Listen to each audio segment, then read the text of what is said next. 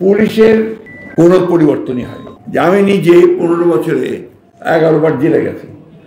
আমি এই জন্য কথা বলছি যে 11 বার জেলে গিয়ে সেখানে কয়েক বছর জেলে থাকলে সেই অবস্থাটা রাজনীতির কীভাবে দাঁড়ায় আমার দলের ক্ষেত্রে, আমার কর্মীদের ক্ষেত্রে, সেটা আপনারা খুব ভালো করে বোঝেন। 60 লক্ষ মানুষের বিরুদ্ধে মিথ্যা মামলা, কমপ্লিটলি 60 লক্ষকে বিশ্বাস করতে চায় না। এবং এই মানুষগুলোকে প্রতিদিন আপনার কাঠগড়া গিয়ে দাঁড়াতে হয়, জামিন নিতে হয়, একটা আলাদা একটা ব্যাপার আছে। এইখানে আমাদের গুম হয়েছে, ওই যেটা আমরা প্রথম শুনলাম এই সময় বাংলাদেশে গুম হওয়ার ব্যাপারটা, আর তার আগে আমরা বাংলাদেশে শুনিনি, ইলিয়াস আলী থেকে শুরু করে এই অবস্থাগুলো চলে বাংলাদেশের রাজনৈতিক যে কাঠামোটা, এটাকে একেবারে পুরোপুরি ধ্বংস করে ফেলা হয়েছে। এই সুযোগে আপনার যেহেতু জবাবদিহিতা ছিল না, কোনো সরকারের মধ্যে কোনো জবাবদিহিতা ছিল না, লুণ্ঠন লুটপাট, এটা নতুন করে বলার কিছু এটা আমার চেয়ে আপনারা অনেক বেশি ভালো জানেন। কিন্তু আমরা চেষ্টা করেছি, বারবার আমরা রাস্তায় নেমেছি, বারবার কথা বলছি, মানুষকে সংগঠিত করবার চেষ্টা করেছি। যাই হোক, শেষ পর্যন্ত আমি মনে করি যেটা একটা অভূতপূর্ব একটা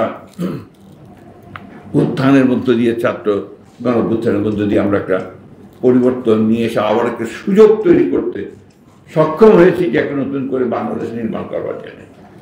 সেজন্য যখনই আমরা আপনার বাংলাদেশ করে নতুন করে নির্মাণ করার কথা, বাংলাদেশকে নতুন করে জাতি নির্মাণের কথা বলি, তখন আমার মনে হয় যে এটা কি আপনার ডাক্তার সাহেবের আপনার অ্যান্টিবায়োটিক দেওয়ার মতো, যে অ্যান্টিবায়োটিক দিলাম আর ঠিক হয়ে গেল, সেটা তো না। এটা অনেক কথা মিথস্ক্রিয়ার মধ্যে দিয়ে একটা পুরোপুরি সব কিছুর মধ্যে দিয়ে আপনার একটা জিনিস বেরিয়ে আসে। এই জন্যে আমাদের, আমি মনে করি হতাশ হওয়ার খুব বেশি কারণ নেই।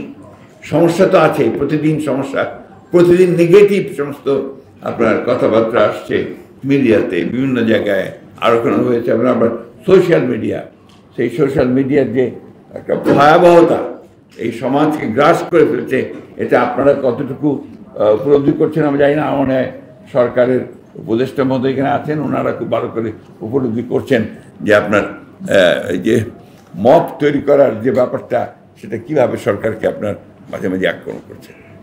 শাসনের ক্ষেত্রে যেটা বলা হয়েছে, মনে হয় আপনার গভর্নেন্স আসলে এখন সেক্রেটারিয়েটে কিছুটা থাকতে পারে, বাইরে গভর্নেন্স বলতে খুব বেশি কিছু নাই, চলছে আপনার সবাই মিলে কোঅপারেট করছে বলে চলছে। আমি গতকালই একজন বড় ব্যবসায়ী আমার সঙ্গে দেখা কথা হলো, তিনি বলছিলেন যে আগে ঘুষ দিতাম 1 লাখ টাকা, এখন দিই 5 লাখ টাকা। এটা আমি জানি না আব্দুল সাহেব মহোদয় এটাকে কীভাবে দেখবেন, অন্যভাবে মনে করবেন কিনা, but that's the truth, that's the reality.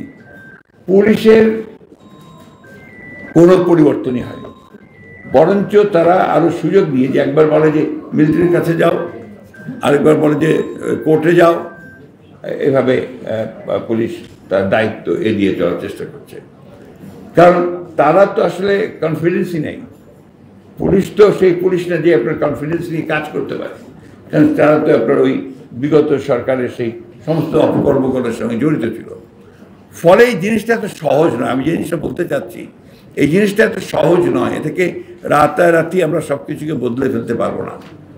আবার তাই বলে যে আপনার দীর্ঘকালের জন্য গণতান্ত্রিক চর্চাটাকে বাদ দিয়ে এটাকে ঠিক করার জন্য কাজ করতে থাকবো, এটাও আমি ঠিক বুঝতে পারি না। আমি যেমন এখনই কবির সাহেবকে বলছিলাম পাশে, যে কোনো কিছু চাপিয়ে দিয়ে কি কোনো কিছু করা যায়?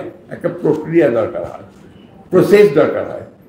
গণতন্ত্রকে তার প্রক্রিয়ার মধ্যে দিয়ে চলতে দিতে হবে।